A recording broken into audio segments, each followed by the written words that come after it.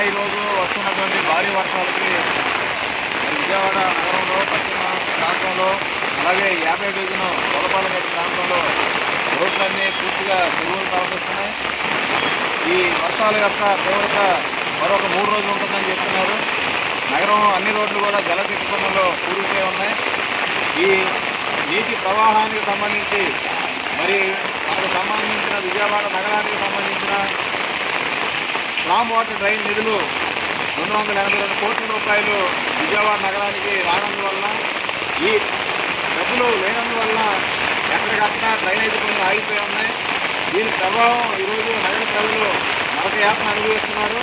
కాబట్టి ఇప్పటికైనా రాష్ట్ర ప్రభుత్వం స్పందించి విజయవాడకు రావాల్సినటువంటి 252 కోట్లు స్లామ్ వాటర్ డ్రైన్ నిధుల్ని వెంటనే ఇప్పించేలాగా చర్యలు తీసుకోవాలని సిపిఎం పక్షంగా మేము డిమాండ్ చేస్తున్నాం.